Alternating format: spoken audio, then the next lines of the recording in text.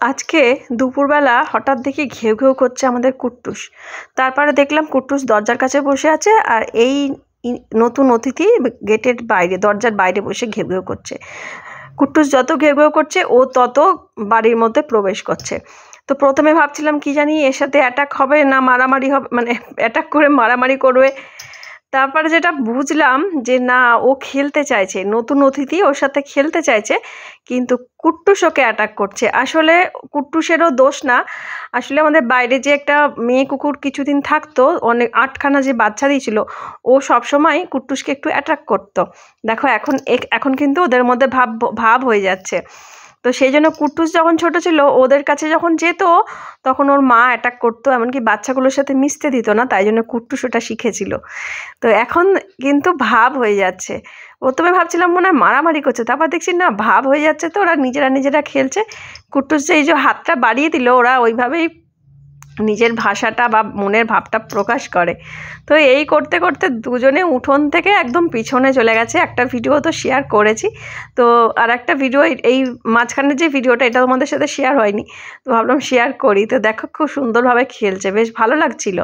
তো তারপর ওরা এত লাফালাফি করছে, তারপর নতুন অতিথিটার তো মানে জল তেষ্টা পেলো, জল খাচ্ছে, আর আমি বলছি যে ওরে বিস্কুট খা, দুজনে অনেকক্ষণ খেলেছিস। তো অবশ্য কুট্টুস তার আগে মানে সকালের তো ব্রেকফাস্ট হয়ে গেছে, দুপুরে ব্রেকফাস্ট লাঞ্চ যাই হোক দুটোই হয়ে গেছে। তো কুট্টুসের পেট ভর্তি থাকলে কুট্টুস কিন্তু কোনো জিনিস খায় না। তো মেনলি বিস্কুটটা নিয়ে এসেছিলাম নতুন অতিথির জন্য। তো কুট্টুস ওকে ধাওয়া দিয়ে প্রত্যেকটা বিস্কুট খেলো। কিন্তু কুট্টুসের একটা বাজে অভ্যাস বা ভালো অভ্যাসও বলতে পারি। প্রথমে যদি ওকে 3টে বিস্কুট দিই, 3টে বিস্কুট খেয়ে নেবে। সেকেন্ডবার যদি আরও 3টে বা আরও 2টো দিই, ও সেটা খাবে না, সেটা মাটির তলায় বা বালির তলায় রেখে দিয়ে আসবে। আর আজকে এই নতুন অতিথিকে যেই বিস্কুটটা দিলাম, ঠিক আছে ছড়িয়ে দিয়েছি, কুট্টুস হয়তো খেলো না, ও ওকে ধাওয়া দিয়ে তাড়ালো। তারপর নিজের ওই বিস্কুটগুলো সব কমপ্লিট করলো খেয়ে। খাওয়ার পরে উনি গেটের বাইরে গিয়ে ওকে খুঁজছে, ও আর আসে। কি সুন্দর একটা নতুন বন্ধু পেয়েছিল, তাকে তাড়িয়ে দিল। জানি না নতুন এই অতিথি ওর আর কি আসবে কি না কুট্টুসের সাথে খেলতে। তো এই নতুন অতিথিটাও মনে হচ্ছে মেয়েই হবে, কারণ আমার হাজব্যান্ড বললো বোঝা তো যাচ্ছে না এত দূর থেকে, যা ছটপট করছে, কিন্তু আমার যতদূর মনে হচ্ছে এটা মেয়ে কুকুরই হবে। তো দুজনে খুব লাফালাফি ঝাপাঝাপি মানে যা করছিল খানিকক্ষণের মধ্যে, ভালো লাগছিল দেখতে। তারপরে বিস্কুট দিলাম, ওই বিস্কুটটা দিতে আরও ওদের যুদ্ধ লেগে গেল। কুট্টুস প্রথমে এতটা অ্যাটাক করছিল না, কিন্তু পরে দেখলাম ওই খেপে গেছে, ওকে অ্যাটাক করলো, এমন ধাওয়া দিল, আর সে দরজার বাইরে চলে গেল। এইরকম অবস্থা। আমি চাইছি যে ওর একটা এরকম বন্ধু বা সঙ্গী হোক বা সঙ্গিনী হোক, যাতে ও বাইরের পরিবেশের সাথে একটা মানিয়ে নিতে পারে। কারণ দেখো এই যে বাচ্চা যেটা এসেছে ওর থেকে কিন্তু ছোট, কিন্তু অনেকে ক্ষিপ্র, সেটা কুট্টুস নয়। কুট্টুসও দৌড়ি করে, কিন্তু ওই যে গৃহপালিত আর বাইরের এই দুটোর কিন্তু আলাদা একটা তফাৎ আছে। বাইরে যারা থাকে তারা কিন্তু লড়াই করতে করতে অনেক কিছু শেখে। তো আমি চাইছি সে কুট্টুসও যেন এরকম শেখে, কারণ আমরা দুটো মানুষ বাড়িতে থাকি, অনেক সময় হয়তো আমরা বেরোলাম বা কিছু, বা ও বেরোয় রাস্তায় এখন অল্প অল্প করে।